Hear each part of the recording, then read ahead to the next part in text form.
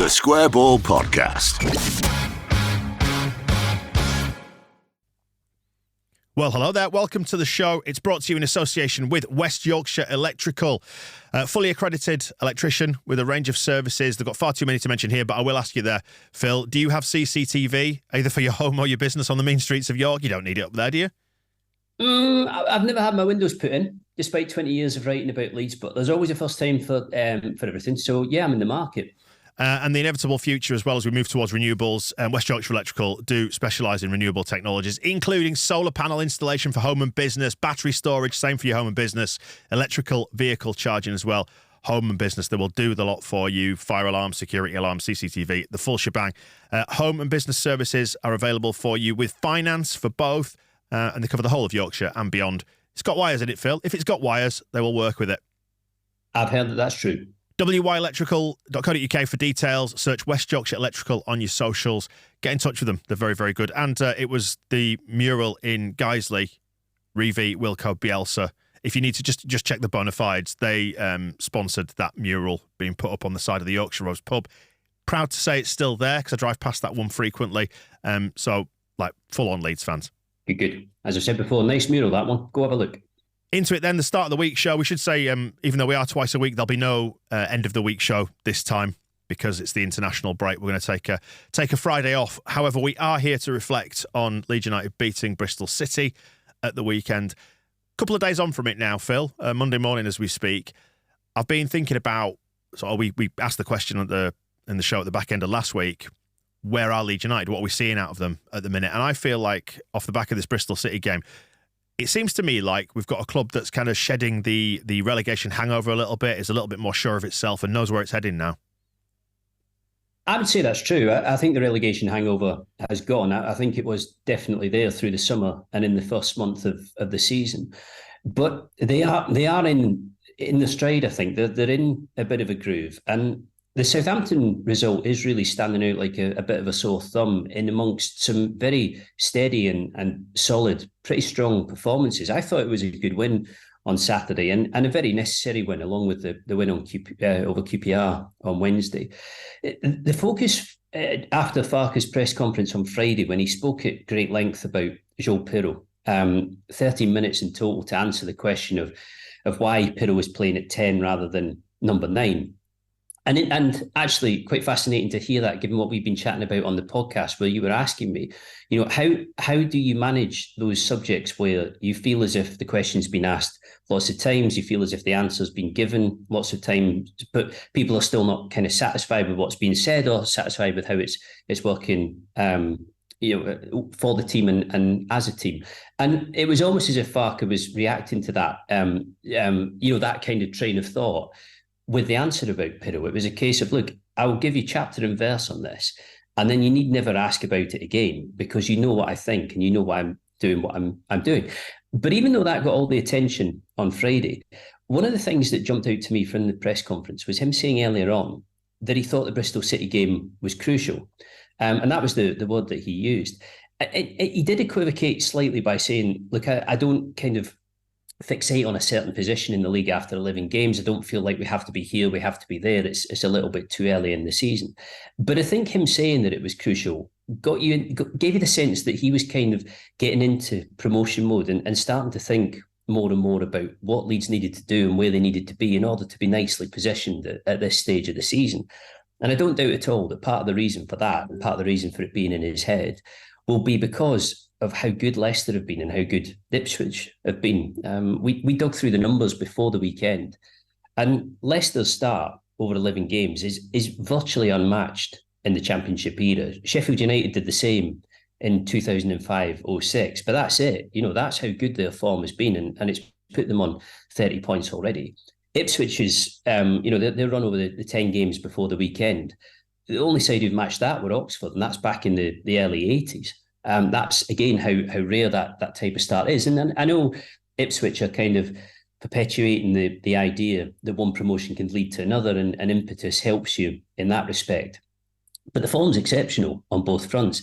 And as much as I don't think Farke is in any way saying to himself, and certainly hasn't been told by the club, that it has to be automatic promotion this season, he wouldn't want to be out of the picture for that at an early stage. He wouldn't want to lose touch, and he will know the difference between a big gap, an awkward gap, and an insurmountable gap. And I think he realised that they did have to take 6 points from these games, because if you are going to stay in the mix, that's the type of form you need. You need your victories ticking over pretty quickly. You can afford the odd day like Southampton away, which wasn't good. But as a whole, it needs to be as it's been over the past couple of, past sort of 4 or 5 days. And they are grinding these results out. And I think that's a really, really good sign. And they look to me like a team who know what they're doing, who understand the patterns of play that they're supposed to be using, and are pretty comfortable in the system.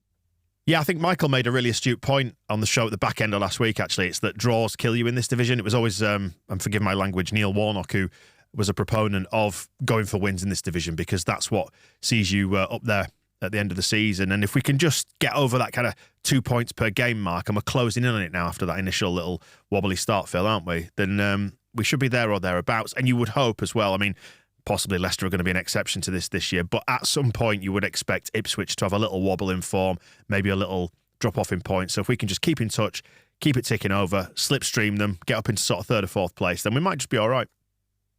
Well, what you said about Warnock is right. And that was his Sheffield United side back in 05-06, who started, I think I'm right in saying, with 10 wins and a defeat from the first 11 games. And the reason that Leicester and Ipswich are making so much ground at the top of the table at the moment is because they aren't drawing any games. They're winning. They've been the odd blemish here and there, but they're basically winning every game that they're playing.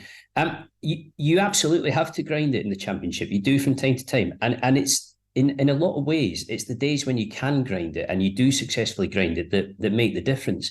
I think one of the things that will please Farke is that they've had a good run of matches now at Ellen Road that have taken a similar sort of shape, where they've had to play through compact lines and compact defences. And okay, against Cardiff, they were, in terms of the timing of the equaliser, they were lucky to get away with that result, even though they deserved it. And they didn't get through against Sheffield Wednesday, and away from home they didn't get through against Hull City. But I suspect they would have done had Rodon not been sent off with half an hour of the game left. But they have found a way against Watford. They have found a way against QPR, and again against Bristol City. And it's not as if any of those games were wildly pretty. Watford became, a bit swashbuckling towards the end, and they, across the 3 matches, they played some really good football. But it's just efficient. It's efficient and it's successful, and it puts you in a strong position. And I think 5th going into the second international break is, probably as much as Farke could have asked for at the start of the season. I think he's not given a huge amount away about this, but I think he'd be really happy. I think he will be. I think he'd be very, very satisfied with where they're at. I think he would prefer it if Leicester and Ipswich hadn't got the jump on everybody in the way that they have. But there's not an awful lot you can do about that. I mean, Ipswich's defeat was to Leeds down at Portman Road. So in that respect, Leeds have done their bit to kind of keep them reeled in to a degree. But I think when it comes to Leeds themselves and Farke's squad, they've probably done as much as they could have done by this point of the season. Let's get into some of the incidents then in the game, if we can, just break a few of those down. Let's talk about Ruter's miss, but not necessarily Ruter's miss, because they do happen sometimes, don't they? But there is a tweet doing the rounds with the build-up to that starts all the way back at Meslier. And it was an absolutely fantastic move. And I don't think I fully appreciated it at the time until I've seen that tweet with the whole build-up. And if you wanted to drop the B-bomb in here, Phil, at any point, you could do. But it was very reminiscent of a previous manager's work at Ellen Road. It was, and actually, so was the way in which Leeds were playing for a 3rd goal towards the end of the game. That's one of the things we're not... It was a bit stodgy against QPR on Wednesday, but I did think on Saturday there was a genuine attempt to kill that game off, and that's how it used to be under his predecessor. I was like you, I didn't properly appreciate that move at the time. I think probably because the attention at the end of it was focused on a pretty extraordinary miss, which was, one of those great moments for XG fanatics who will have been cutting that opportunity to pieces. And I think the XG on it was something like 0.8, which means that basically he should have scored, as any layman could see. But this is the thing, you see, it was a really bad miss, but Rutter generally over the 90 minutes was exceptional again. And just when he plays like that, does just look like he's trolling the Championship a bit, that he's a cut above, and he is at that level of class that most teams just don't have. And again, I mean, it was almost perfect for Farke as well, wasn't it? After that long answer about Pirro, which I think the bones of was, it's my job, it's my call, it's my neck. I understand why people are debating this, and they're free to, and they're entitled to. But in the end, I'm the manager. I get paid to make this decision. And I think more to the point, there was a definite, I thought, tone of Farke trying to say to people, just trust me a little bit. I've done this before. I've won this league before. I've done decent work with strikers previously. And I thought he was absolutely right in the respect of saying it's not ideal, is it, that when Pirro scores and Leeds win and Leeds play well, you say, oh, that was good. And then every time he doesn't, this debate starts up about whether Pirro should be at 9.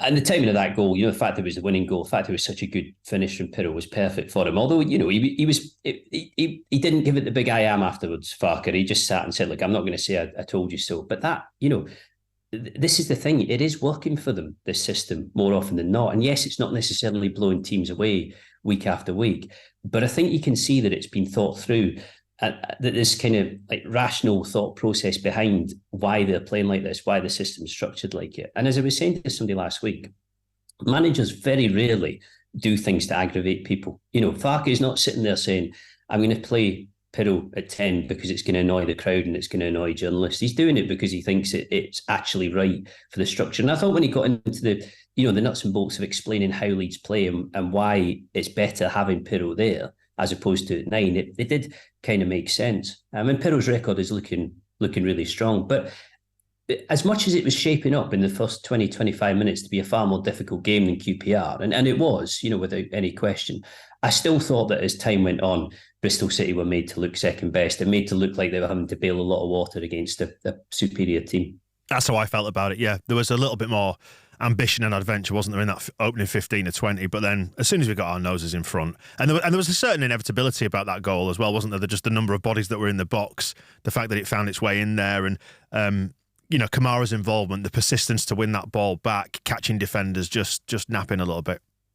I think as well that tactically it was a really clever decision to play Archie Gray at right back. And it's easy to say that on the basis that it worked, but I think it worked because, again, there was logic behind the reasoning to do it. Bell on that side of the pitch could have been a real threat, a really big threat. He's a very good player, very talented player. But Gray had the better of that battle right the way through, to the extent that at one stage in the second half, Bristol City were switching wingers to try and get a little bit more change out of Sam Byram, who was equally good and wasn't giving anything away. But I also thought, looking at Gray, it kind of told a bit of a story about the recruitment at Leeds and the way in which they've managed to move to a position where they, give or take, they have two credible options for each role in the team. But also they can do things like Farke did with the lineup on Saturday without the changes or the impact on the rest of the side being massive. You move Gray to right back and you can bring Kamara into the centre of midfield, so it doesn't compromise you in that area. You don't have to move Byram out of left back to cover at right back, so you don't have to compromise yourself on the left side of the team. You've got Archie Gray, who has played there for England's youth teams, and I think in the 23s a few times as well, not for the first team, but actually looked really accomplished and had a bit of background on that, so wasn't coming into it completely cold. And it does just make you feel, particularly with Spence to come back and Nonto to come back, it does make you feel like they are in a good place and that they, somehow, by hook or by crook, they did get the summer right. Very much so. And yeah, and it is worth singling out Archie Gray for a bit of attention, I think, in this, because he was absolutely superb. Second half, he was over on my side, like right in front of me. So he was obviously more noticeable from my position because he was bigger in my eye line. But there were a number of occasions where the ball would come out and he'd be isolated one-on-one. I think Bell did switch back over to that side a number of times, didn't he? Or maybe when he was still over on the left, that I thought, this could be a test. But then every single time I thought that, or I thought, one-on-one, you can't afford to jump in or get this wrong. He got it absolutely spot on every single time. I thought it was an absolutely outstanding performance. And it's easy to forget sometimes now because we're kind of used to him this season. He's 17. Yeah, he's like Delph in League One when Delph came in, and then overnight, you were, to begin with, you were looking at this academy player that people were saying to you, this kid is massively talented, and you're thinking it'd be good to see, but it is League One. It will be scrappy. It will be hard We'll see how he settles. And from the get go, Delph was just a kind of automatic pick and as good as just about anybody else in the division for the season when he played. And it's a little bit like that with Gray as well. And I think bear in mind that by shifting to right back, you're asking very different things of him. So rather than looking at him and wondering how well he's going to use the ball and how much he's going to be able to manipulate possession and pick passes, not as if he didn't have to do any of that at right back, but suddenly you're saying to yourself, what are his recovery runs going to be like? How good is his tackling going to be? How good is his anticipation going to be? And I guess more to the point as well, how well is his fitness going to hold up, given that Bristol City will try and run him as much as they could? And it was just ticks in the boxes all the way across the board. It was I thought it was absolutely brilliant. I know Ruta was incredibly impressive, but I had Archie Gray down as man of the match on Saturday. I just thought, given what he was being asked to do and the way he did it and the impact that it had on Bristol City's performance, it was pretty crucial. Did you spot Farke talking to him at the end? As the players went round the pitch applauding the stands, he just picked out Archie Gray right towards the back of the pack and I think he was coming over and obviously offering him some congratulations on a good performance, but I think he was saying to him, just be careful in that corner towards the end. Try not to turn too many times into trouble. I could see him, he was gesturing, he was sort of doing circles with his fingers as if to say, don't turn and do that there because you worried everybody. But it was absolutely brilliant, a great performance and the sort of thing that just, I don't know, it just makes you kind of puff your chest out and be proud to be Leeds and just enjoy the football. And that's the feeling I think that we captured on the match ball when we came back down here. It was a lovely, warm, sunny day at Ellen Road on Saturday. And I just came away from it feeling like, do you know what? I've just had a nice day and all those horrible relegation-related anxieties have gone. And somebody texted me on Sunday morning saying, isn't it nice just to wake up without that emotional baggage on a Sunday morning of Leeds United having pissed you off again? Yeah, it helps at this time of the year as well because it's not like everything's on the line. Although, to go back to Farke's comments, he's obviously starting to think that this is where you really do need to find a bit of momentum and find some proper consistency with good results. But he does seem to like a bit of carrot and stick, Farke, with the players. He's never shy after games where somebody has played particularly well to highlight what wasn't great with them. He wasn't shy, with Ruta talking about his miss against Watford and about how he gave him a bit of a doing in the dressing room at half time, saying you've got to be scoring that. Because I think it's his way of just reminding everybody again that he's in charge, that they're not finished articles. But I mean, with Gray, you remember that in the last international break, he didn't go away for England under 19 duty. And he did have a little bit of a niggle. But to be quite honest, I think it was more a case of the club saying, look, 2 weeks of managing your body properly would be far better for you after so much football and at the age of 17 than going away and training and playing with England. Gray seemed quite happy about that too. He is going away in this break, and Farke did say, look, players have international ambitions. Players want to go. It's not, I don't think it's a healthy situation to impose that sort of rule too often. And that, they can't each and every time be saying, look, let's tuck him away. Let's not expose him. I think ideally they'd love to keep him wrapped up and protect him as much as they could. But Farke sort of said at one point, we'd almost prefer he was getting called up by the full Three Lions, but, it's maybe going to take a while yet. And I think that tells you, really, doesn't it? He's thinking what we're all thinking, which is that if you were saying you could see Archie Gray playing for England, it might be a long way off and it might not happen because nothing's in an exact science. But it doesn't feel so unlikely either.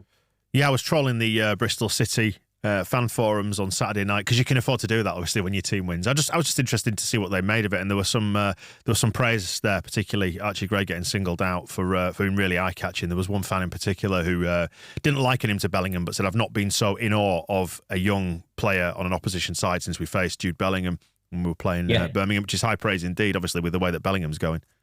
Well, we were lucky enough to have a view of Bellingham, weren't we, with Birmingham? And they did with him really what Leeds are doing with Gray, which is saying, look, he's good enough, so there really is no point in beating around the bush and saying he's a bit young. Just put him in the team. And that's how it's been with Gray this season. And it's felt like the perfect time to blood Gray. I mean, there was that chance, wasn't there, that he was going to break Peter Lorimer's record as the youngest player ever to play for Leeds. And I think had that happened, it would have been a huge moment, and it would have been very, very significant. But I think it probably would have come at a stage where Leeds definitely would have come at a stage where Leeds were not in good form and things were not going well. And it might not have been great for him. It might not have been the ideal moment, whereas this has allowed him to properly feel his way into it. And he's been He's been absolutely excellent, I think, all the way through. Look, tiny little dips here and there. As far as Bristol City go, I don't think they looked like a bad side on Saturday. I just think it was very hard for them to continue trying to dictate and push the pace as they did in the first 10, 15 minutes because Leeds were good, is the simple aspect of it. I think they look to me, Bristol City, like a side who'll be relatively close to the playoffs without getting in there. That would probably be fair to say. Just on that youngest player record, at the time, you wanted to see it broken, didn't you? Because, we're naturally drawn towards those things and thinking that's exciting. But actually, by protecting him from that, looks like the wiser move in the long run, doesn't it? Because that then places an additional burden on a young player's shoulders, and he's been protected from that. That's not a thing anymore. I think the reason why it would have been significant was because Lorimer's record is one of those that I have no expectation of anybody ever beating, or certainly haven't had over the years when we've written about Peter. I mean, Peter died a few years ago, and when we were writing about him after his death, spoke to goalkeepers who played against him previously, and were talking about his shooting and everything else, and what a quality player he was. But you could never write about Peter without referencing the fact that he was so young when he broke into the Leeds team, and so young that it is going to take something extremely special to set a new record for that at Leeds. And Gray looks very special. He does look incredibly good. And it would have been pretty remarkable to have seen him at that age getting into a Premier League side. But I think for his development and everything else, it just looks like it's been perfectly pitched. It looks like they've picked the right moment. They've waited until, it was sensible to push him through. And who knows as well, I think he will be easily good enough for the Premier League, but perhaps starting off in the Championship in the way that Delph started off in League One is not a bad thing because, as with others in the team, you do look a cut above if you have that amount of ability. Mind you, the way that young Harry Gray, his younger sibling, is going in the under-18s, he played and scored for the 18s, didn't he? Just shy of his 15th birthday. That record could fall. Yeah, he's highly rated. But we'll not put too much on his shoulders just yet. I know that when we've had Hayden in before on this show, that when Hayden is the agency, isn't he, that looks after the family along with Andy Gray. Yeah. So keeping it in the family and all that, they're keen not to put too much of a burden on them, but I think they know what special set of talents they've got there. Good genes, of course. Yeah, I mean, Harry is another one that they've been talking about for a long time as looking incredibly talented, masses and masses of potential. And, I think the thing that you've seen with Archie is that he manages himself really well. He lives as a footballer needs to live these days. He seems like a proper professional, even though he's so young. And he also seems driven to develop and get better, which I suspect is in the Gray genes too. So, big things expected of both of them. But you're starting to feel with Archie, like it's season number one for him. He's if he stays fit, he's going to tot up 30 plus appearances, if not more, this season. And it'll be a very, very good start for him. Just returning to the game and some of his midfield competition, obviously he was playing at right back. Kamara was in midfield. As I said before, he had an involvement in that opening goal. That turn away from several players was absolutely brilliant, wasn't it? Where he just kind of took 3 or 4 players out in just one fell swoop. I thought it just showed a real good awareness, a really good presence of mind there. A little bit culpable for the equalising goal, which wasn't great, was it? The free header unchallenged. Yeah, like old habits revisited, that one. But there hasn't been too much of that this season. That is all I would say. There'd been moments of defensive weakness, but the clean sheets are totting up. They should really have had one on Saturday. That was a dead soft goal to give away, and it felt a little bit like a team just wrapping up for half time about 30 seconds, 60 seconds before the half was actually finished. Again, a little bit, like Southampton, you wondered if Farke would have been reading the Riot Act at half time, and he said that he wasn't. But I imagine there'd be some kind of choice comments about that because it was so soft in a game where Leeds were heavily on top. But Kamara was quietly good, I think, in the way that Gray, had Gray not been 17, I think you'd have had eyes on him less, and it might have gone, it might have gone a little bit more unnoticed, the work he was doing. But because it's him and because of his age, you're kind of watching him closely and seeing in fine detail just how good his performance was. Kamara, I think, again, probably under the radar a little bit, but a good game with Ampadu. And this is what I mean. I think Gruev is the one midfielder who we haven't seen much of yet and hasn't really come through to this point. as we stand, but hasn't really needed to either, because it's been other players that Farke has been relying on. But I think after years in which Leeds have been short of central midfielders and have had makeshift options in there, and years where Leeds have kind of been fishing for a competent left back without ever finding one, they just have done themselves a favour by addressing a few positions that really needed looking after. And little by little, and it's going to depend on his fitness, but Byram is starting to look like one of the steals of the summer on a free transfer. It was low risk because it was 12 months, but at the same time, quite high risk because you were putting your eggs at left back in his basket, and he has had a lot of fitness issues. But he just looks so competent, so settled, does the right things at both ends of the pitch. And yeah, there's been a really good signing. He's been excellent, hasn't he? Yeah, I've enjoyed seeing his renaissance, if we're going to call it that. It was interesting reading Farke's comments in the post-match about the players not needing an emotional manager. And it was hard there to not immediately cast your mind to Jesse Marsh when he said those words. I was told that there were some harsh words said at halftime at Ipswich after that goal was given away right before halftime, the Dramé back pass that put Leeds in trouble. So I don't think it would be fair to say that it's always all sweetness and light with Farke. I think he can mix it up and he can pick the moments to kind of swing an iron rod about.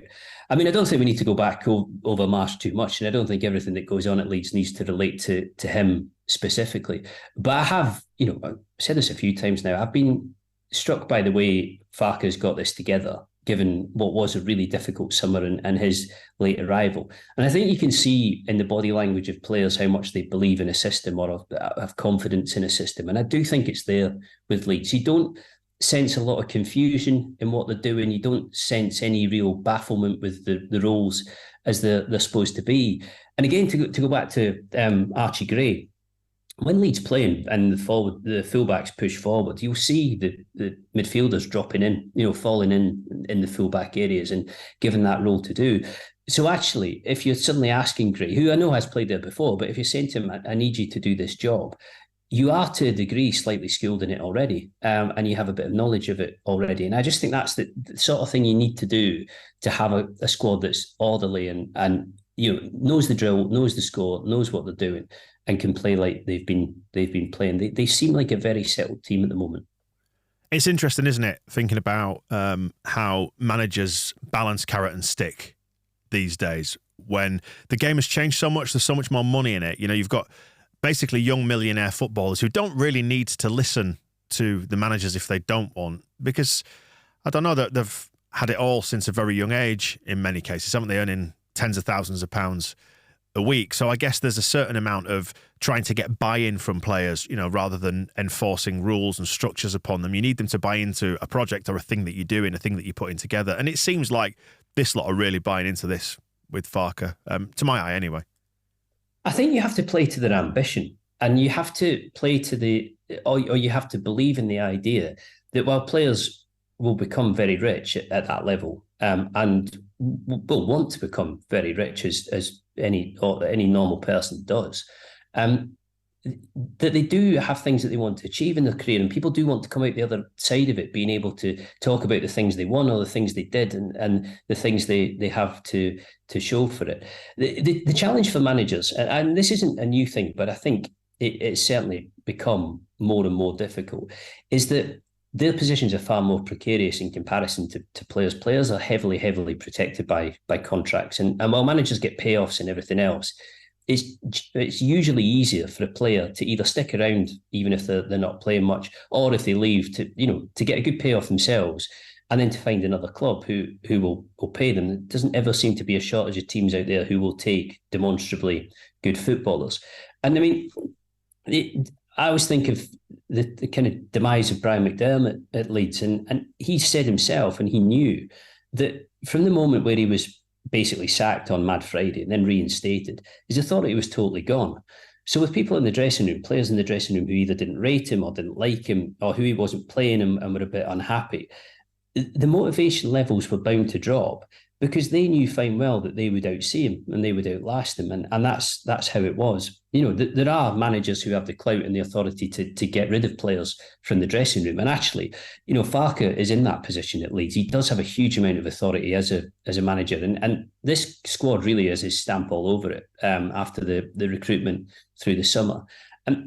But even so, you have to manage players in the right way and you have to keep them on side because it's them who make you successful and it is them who get you sacked as well. And sometimes managers get themselves sacked with poor decisions or poor coaching, poor management, whatever else it is. But you have to find a way to be on the same wavelength. And I mean, the interesting thing about Farke is that he's not come from, a high level playing career. When he was talking about Ishmael at Watford before the Watford game, he was making the point. Ishmael was a far better footballer than him, who played at a far higher level. Farke was, I saw a joke once saying he was the slowest striker in Western Europe, played at a lower level. We'd never, I think, tried to shout the odds about him as a player. So it's not as if he has medals galore to show from his playing career, but he does have 2 promotions. And I think if you're in a squad in the Championship and you have the ambition of getting promoted, it probably helps to have somebody on the touchline who can say, I've done this before. As I suppose it helps a little bit with the fan base as well, when you're having the debate about Pirro and everything else, for Farke to be able to say, as he did, I know my business because I've won this league twice. Just circling back to the second goal scorer and Joel Pirro, and just talking about the sort of buy-in aspects of it all there, Phil.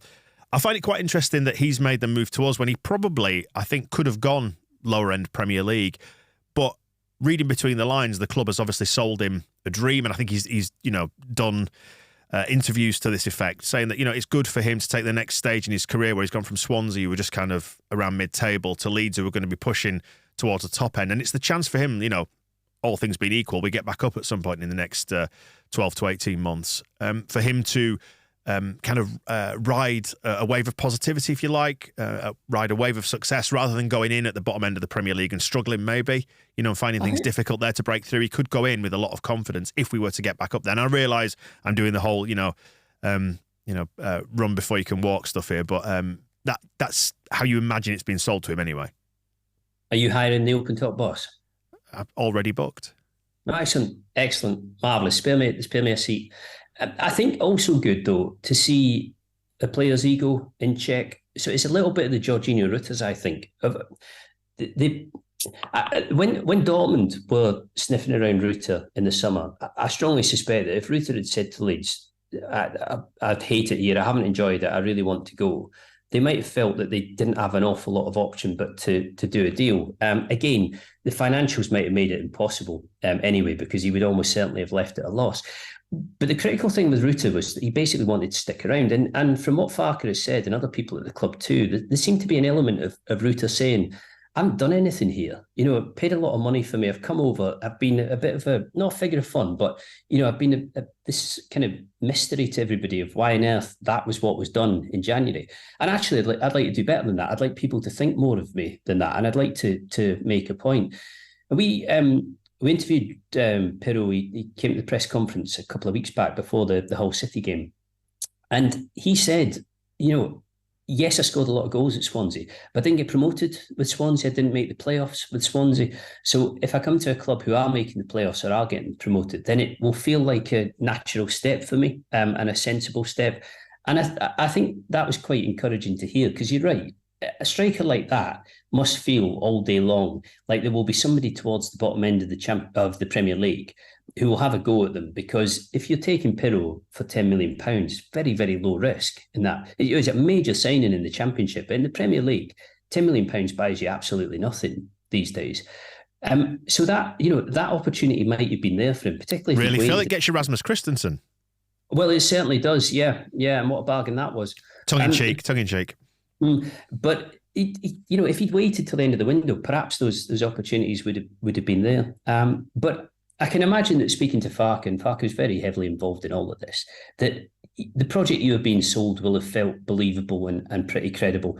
And I mean, that was one of the things Farke said on Friday, actually. He said, I don't want to guarantee that we're going to get promoted because I'm doing this. I don't want to sit here and say I'm doing this and we will go up. But he was basically saying, this is what I think is the best way of doing it, which to me seemed entirely fair enough.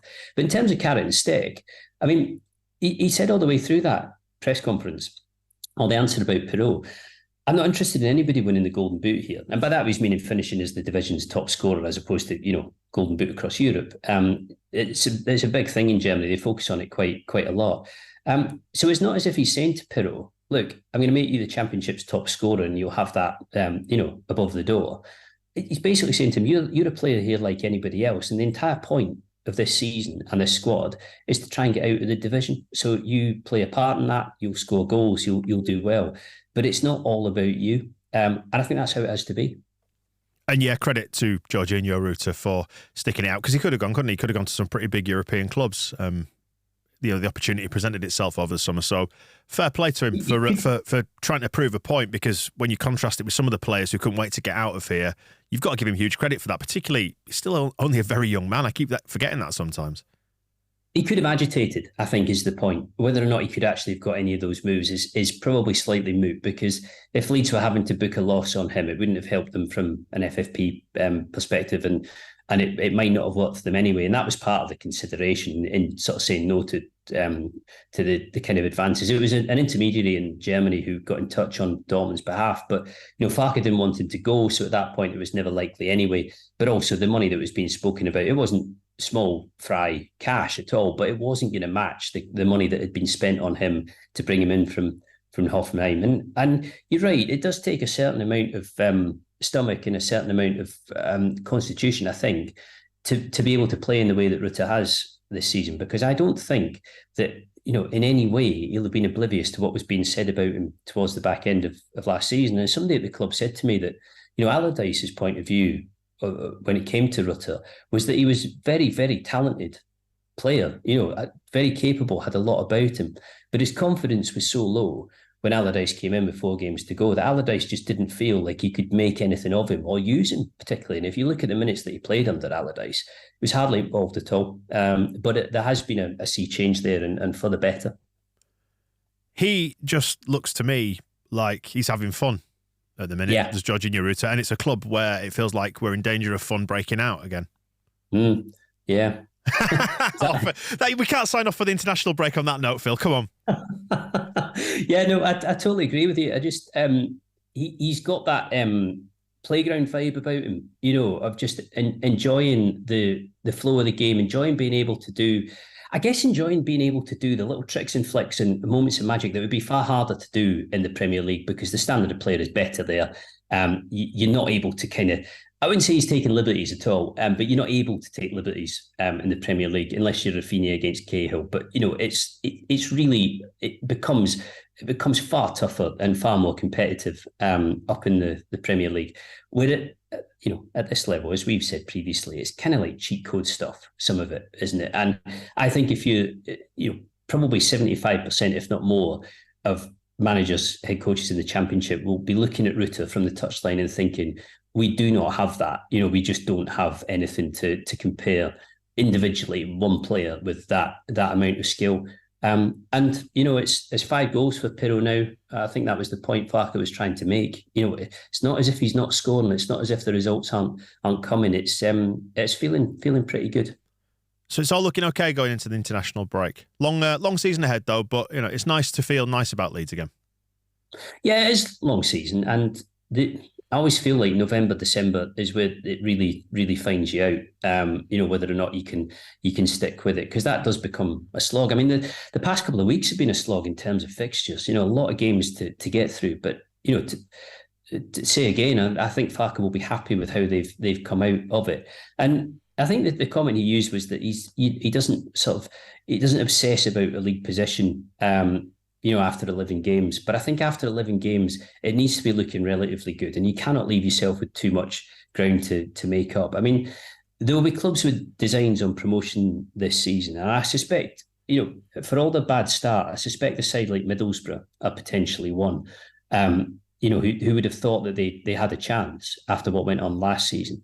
But they're a long way behind the top 2 now, and it does become a point where that gap becomes incredibly problematic, if not impossible to get beyond. So I think from Farke's point of view, he'd be satisfied with where it's at. Nice one, Phil. Well, we'll speak again then after the international break. Just a reminder, there's no show this coming Friday. We've got the 4-part Leeds United kit design special with Ed Cowburn, who designed the Leeds United suite of kits for this year. So we're going to talk about how that came about. And we've got the home, away and third kits, an individual episode for each one of those. So really good listen. It was a load of fun to do that with Ed, and we'll find out some little secrets about the Leeds United kit. But in the meantime, enjoy the break, Phil. Thank you. You too. We'll see you in a bit. The Square Ball Podcast.